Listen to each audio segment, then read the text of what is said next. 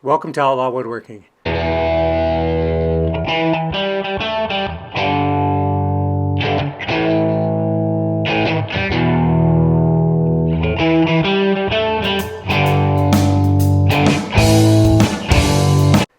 at these deer outside my window. I don't know what this buck's doing. He's hooting or hollering or something. And then you can see him outside my shop door. They're all over the place right now. Anyway, let's get on with the video. Welcome to Outlaw Woodworking. Today's an exciting day. We got a new product that we're going to design for the store.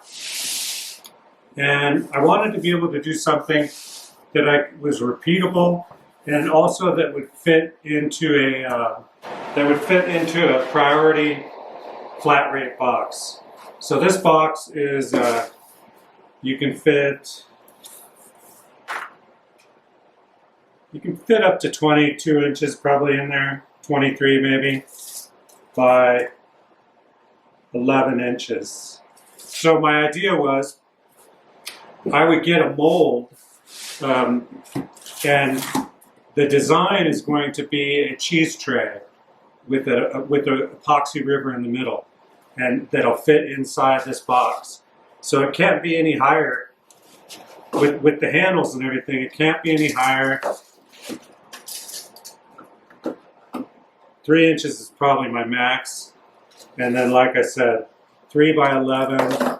But that's the perfect length for a nice cheese tray. So what I bought was a reusable mold.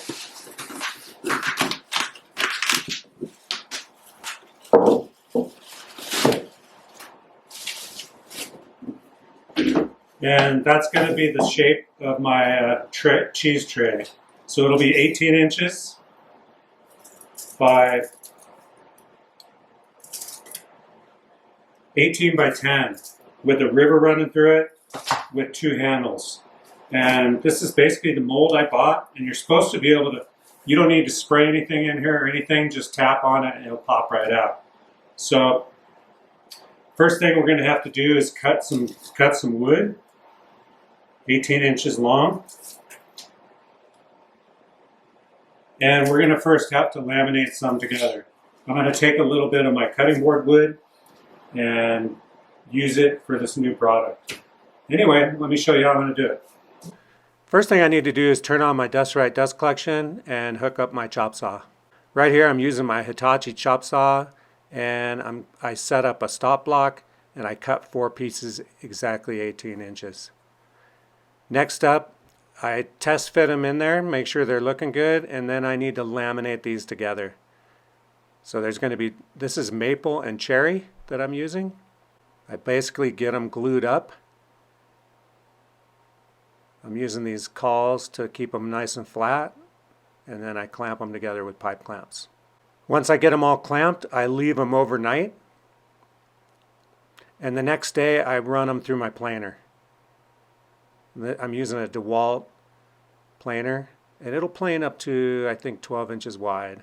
Once I run them through a couple times, I'm just basically getting the glue off and flattening them out. I then proceed to put these in the mold. And the way I'm going to do this, the mold needs to be perfectly level. So I set these pieces inside, and basically I'm going to cut some blocks.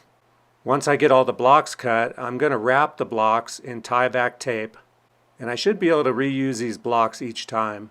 I'm hoping to be able to develop a little product for my store that is repeatable, and each one will be custom and custom looking, but it'll be the same size, and I'll know the shipping that it'll fit in the flat rate box.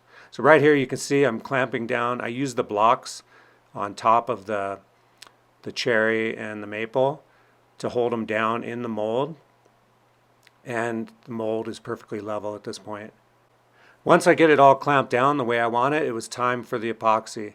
And this epoxy is called liquid glass, and it's a deep pour epoxy. Now this particular epoxy does take time to cure. You need to make sure that your room is 72 degrees, and basically it takes about 3 days to cure, so it takes about 72 hours to get perfectly hard where you can sand it or plane it.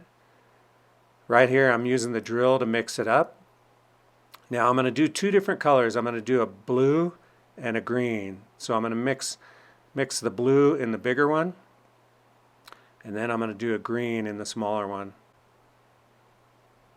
Here you can see me pouring the blue. I shot this with the GoPro, and then I pour the green in there. Right here I'm going to use a electric heat gun to get the bubbles out, and then I let it sit overnight. After 72 hours, I actually let this sit for 72 hours. It was then hard as a rock and time to get out of the mold. And all you do is flip it over and basically get a hammer and tap on it, and it pops right out. That's the nice thing about this mold. It'll pay for itself in the long run, because it'll enable me to make the same product over and over. Different colors and stuff like that, different wood, but the same size, and a repeatable that I can send in a flat rate box. One of the hard things that I've noticed about having a store was shipping, and I really needed to figure out the shipping, and that's what I like about these flat rate boxes. They the cost of the shipping no matter how heavy it is. As long as it fits in that flat rate box, you're good. And there it is, popped out. Yeah, perfectly clean too. Next up, it was time to run it through the planer. And this material is 3/4 inch thick. And right here, I'm just going to run it through until it's all cleaned off. And then I'll sand it. The dust system on the DeWalt is pretty nice. It takes pretty much all the dust out of the air with the dust collector, and the DeWalt blows it up through there, so it works pretty good. And here you can see I'm finished planing it. I then take it over to my DeWalt table saw, and I trim off both sides. And I'm going to clamp it to a square and trim it off. Next, I get my Porter cable router, and I put a little half round, little quarter round around top and the bottom of this serving tray. I then get out my Makita sander, and with the dust collection on, I proceed to sand. I start out with 80 grit, I go to 100, 120, 150, 200, then 220, and I think I stopped at the 220. Once I get the handles mounted, I'm using some Allen-headed screws with some lock nuts on the bottom.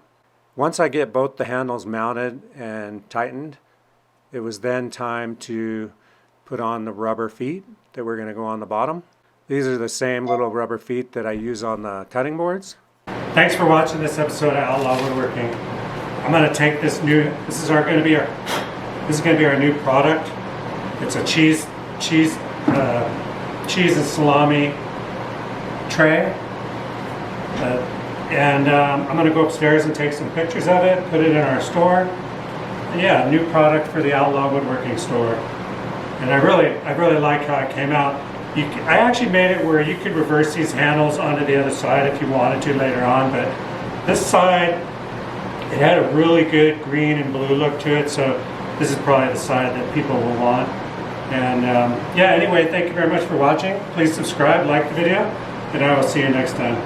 Let's go take some pictures of this.